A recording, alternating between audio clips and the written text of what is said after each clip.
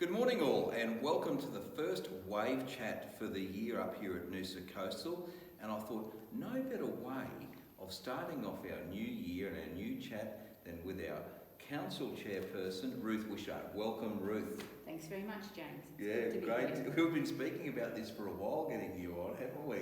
We have. So she's managed to avoid it up until this point, but thanks for being here. So we've got about 20 minutes to talk to you today, and there's a lot to put in, so we better get started. So Ruth, tell us where you're from. I grew up on a farm in the Goomburra Valley, outside Warwick. It's now part of a national park, a very, very beautiful part of Queensland. So what's it called again? Goomburra. Goomburra. Valley. So is that Darling Downs? On the Darling Downs, yes. Okay, righto. My grandparents came down from Claremont in a horse and cart in 1900s, just after the big drought. Right. And they took up land there. How far did they travel, did you ever find out? In the horse and cart? If you go from, it's outside Rockhampton. Yeah. So they drove down sheep and cattle. And my grandfather did that. My grandmother travelled down by train to Brisbane and then horse and cart up the valley. Wow. Yeah. Imagine that. Yes. And where did you go to school? I went to school at a very small country school. When everybody was there were 12 children. And was it a big travel to get to school? I rode 4 miles on a horse. You rode it? But everybody did. So, did you have brothers and sisters as well? I had a sister, and we both rode our horses to school. Separate horses, Separate. Yeah. I always piggybacked for a while, which I didn't enjoy. Because you were on the back? Or no, I was the front. You were the front, you just wanted to do it by yourself. Uh-huh. Yeah, and how long did you spend in that town? I lived there all my adult life till I moved to work over. Okay. Yeah, so. Right, and so in terms of your faith life journey, where did that start? And I started by listening to Radio Sunday School of the Air that emanated from St Stephen's in Toowoomba. So at 9 o'clock every Sunday morning, we would sit around with my mum around the kitchen table and do Sunday school lessons. We had a songbook, we had lessons, we had Bible reading, just like a regular Sunday school. Okay. And we used to mail them in each week, and then we would get comments back from the teachers and stickers, and at the end of the year we got a book prize. Were you a star? I'm not quite sure about that, but I got some stickers. Oh, good. And how long did you spend in that? Like, I know you said up until you were an adult. Where did you go from there? I went to boarding school at St Catherine's in Warwick. Okay. And then later on, after that, I started my nursing training at the Royal Brisbane Hospital. In Brisbane? Yes. How did you find that? I was a country girl. Yeah. And moving into a big city, it was a big challenge. It would have been. I have to say that I had the parents of a very good friend of mine who literally took me under their wing, and I'm eternally grateful to them. Yeah, okay. Yeah, well, it would have been like a town of, like a school of 12 to a school of whatever at the nursing school. I went from boarding school, so there was about 80 kids at the boarding school. So it was increments. A little bit like that, yes. Okay, and so what happened after that? Like, did you continue your faith journey when you were... Yes, I did. I went to the Anglican church because St Catherine's was a high Anglican school. Okay. And I continued that at Holy Trinity in the Valley. And then I did my midwifery training. I worked out at Cloncurry for quite some time. And then I went overseas as an Australian volunteer abroad. Okay, and at this point, I'd suggest you may have met a special person in your life. Yes, that was, I guess, serendipity. John was a volunteer with the New Zealand Bible Class Volunteers, and we both ended up on a very small island. He had the title of bookkeeper, and I was a nurse largely funded by UNICEF in those days, employed to try and eradicate polio through the Milne Bay district of Papua New Guinea. Oh, that's special. Yeah. Yeah. How many years did you do this for? I did 2.5 years there, and then we went to the Solomon Islands after that, and we worked at Goomburra in the Western District of the Solomon Islands. Yeah. So you've done some special things over there, and like, what was, if you had to say the things that were most special to you, or where you saw God working in that space? I think I saw it working in the local people. There was a bishop in the Solomon Islands called Leslie Bossito, who was an outstanding scholar. And if I remember, he was educated in New Zealand. And to give you some idea of the capacity of that family, he has a son now who's a leading cardiac surgeon. He has a daughter who's a leading paediatrician, another daughter who's one of the island state statisticians. But Leslie's mother would not have seen anything more mechanical than a tin opener. Okay. Yeah. And he was educated at a mission school, went to New Zealand and worked for the World Council of Churches. Okay. He was an amazing man with great faith. Yeah, absolutely. And how long did you spend overseas in total? Probably 5.5 years working for. Okay. Yeah. And so we mentioned John before. For those who don't know, John Wishart is Ruth's husband, and a very special man too. Hello, John. We'll get you on separately, okay? So did you marry over there, or did you come back here to do that? We came back and got married in Toowoomba. By that time my father wasn't well, so we got married in Toowoomba. Okay. And speaking of your father and mother, for that matter, what did they teach you? Probably a lot of things, I suspect. I guess they both had, I suppose, a very deep but simple faith. Yeah. And I think they taught us honesty and integrity. Yeah, well, I can see that in you, that's for sure.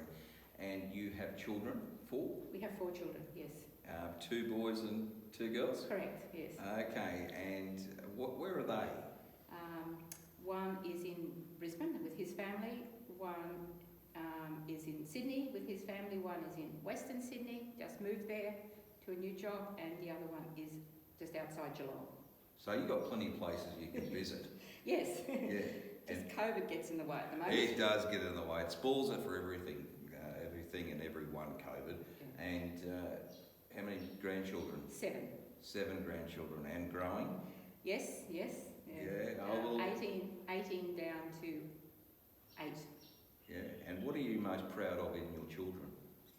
I think I'm most proud of that the 4 adult children and their partners all get on very well together. Oh, well, that's always helpful and easier for you too. Yes.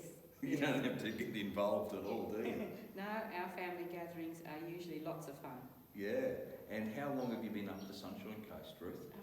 2006 we moved up here, but from Brisbane. Oh, okay. What part of Brisbane were you from? We were from Robertson. Oh, okay. That's in the... Some suburbs. Yes, that's right. Yes, near Garden City. Yes. Ah, yes, okay. Know that well. And so you've been up there since 2006, and that means that you've been involved in this church since 2006? Yes. Yeah. And what do you love about this church? I really love the friendliness of the people, but I actually love the outlook. Yeah. I never tire of looking out on the bush and hearing the birds.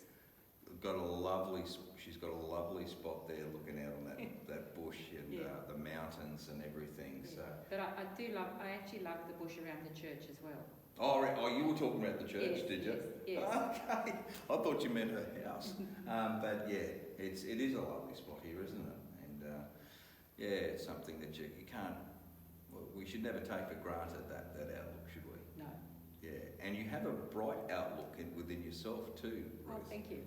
And I think that's possibly why you're the council chairperson as well, because you've got a good outlook on things.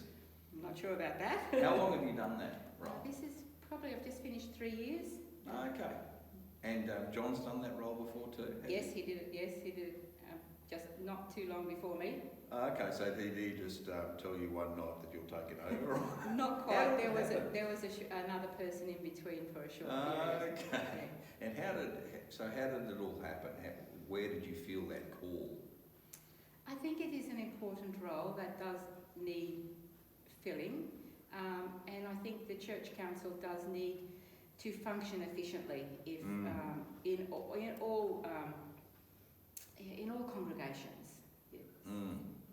Yeah, and what do you like about it? Oh.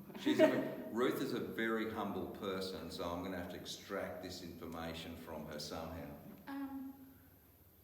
I actually don't. I'm not a person that really minds meeting too much. So I don't mind meetings. I like being organised. I don't mind keeping a track of things. So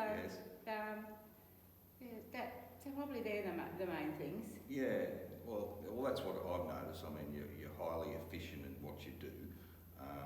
You're always prepared well, and you care. And I think that's a major few things that I've picked up on. Thanks. But yeah, that foresight to see into the future is a special gift that people have. And I guess with your nursing background too, you know, your whole being is being about care, hasn't it? Yes. I had, as a mature age person, I had the opportunity to go to university. So I did that later in life, and how did you find that? I loved it. Yeah. Absolutely loved it. Yeah. So no, when I was doing my masters, the 4 children were there in various guises. And what was the masters? I did a masters in applied ethics and human change. Yeah. Yeah, through QUT. Oh, okay. So that was in Brisbane, obviously, or it wasn't online. And did you do that before you moved up to the Sunshine Coast? Yes. Okay. And you've worked for a couple of organisations, Blue Care? I worked for Blue Care for quite a number of years, and prior to that I worked for Lifeline. Okay, which are, for those who don't know, they're both part of the Uniting Church. Yes. Yeah, so what's been your favourite, apart from your time overseas, what's been your favourite role that you've done?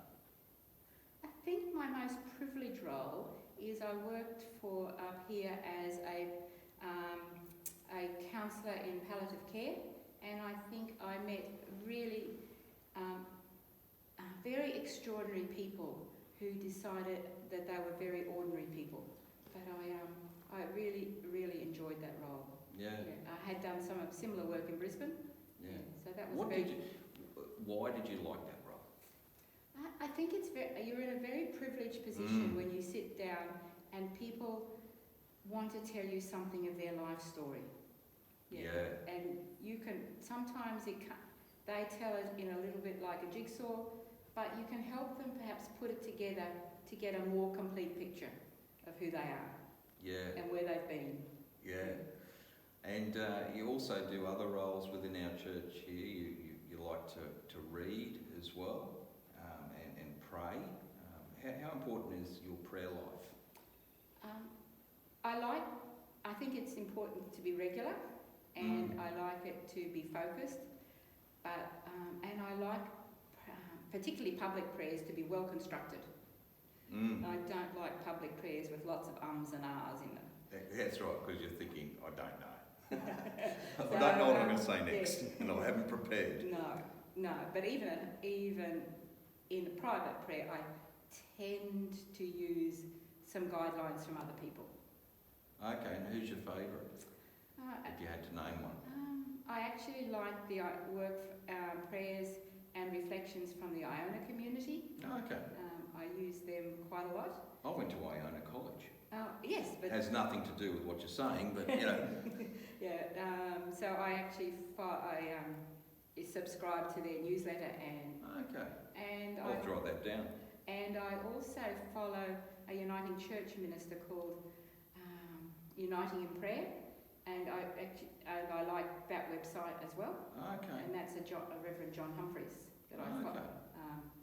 He posts periodically, so I follow those as well. Okay. And what's the year ahead entail for you, Ruth? What are you looking forward to the most? think actually having the opportunity to travel again would be really good. I'd really like to go and visit, family down south. Yes. Yes, and perhaps watching hopefully the growth of Blue Care on our site here. Yeah, it's the exciting. Construction there, that will be, I'm sure, both busy and rewarding. Yeah. And encouraging other people to come and see what being a member of a church can offer. Yeah, definitely. And your hobbies? What do you like doing outside of this church? I tell people I'm a keen but not necessarily skilled embroiderer. Yeah. So my favourite style of embroidery is Scandinavian embroidery. So how did you come across that? I just like handwork, and it's very repetitive.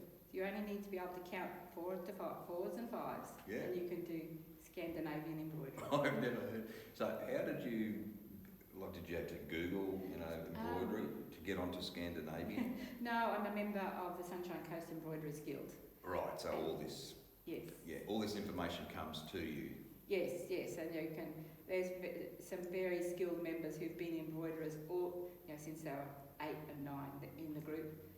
So people do absolutely beautiful work. Okay, so we'll have to keep that in mind. And you're a cook as well? Yes, and I enjoy reading. Yeah, okay. And what about sport? No. No? It's no. Okay. No, Okay. You would never have classed me as a sport person. Okay. Do you like watching sport? No. Okay, so that's a no, folks. Only cricket. I know a little bit about cricket. Okay. But yeah, you are a good cook, and if you ever come here on a Sunday when we're serving morning teas, fantastic cupcakes. Oh, thank you. Around Christmas time we had some really nice ones, which I try to avoid because I'm trying to be good, but I had to sample a couple. But yeah, anything else that you think has helped you through in your tougher times in life? Where have you seen God working? I think certainly taking time to reflect, not making hasty decisions, and just really sitting with issues and trying to look at them from various perspectives. I often have a little kaleidoscope at home. Do you know what a little kaleidoscope is? And I think difficult problems can be like that sometimes. Just turn it around a little bit and you'll get a totally different perspective. Yeah. So that's the process I use when I'm trying to think about issues that are challenging. Yeah, so you like to percolate on issues rather than just make hasty decisions. Yes. Like measured decisions. And look, that's one of the reasons that you're a very good chairperson, Ruth. So that's why you're there. Thank you, James. That's why God's put you into that position. That's for sure. And look, thanks for sharing just some of your journey today. We do appreciate it. And bless you for everything that you do for our church community. Thank you, James. Thank you. And it might be you next time, folks. God bless.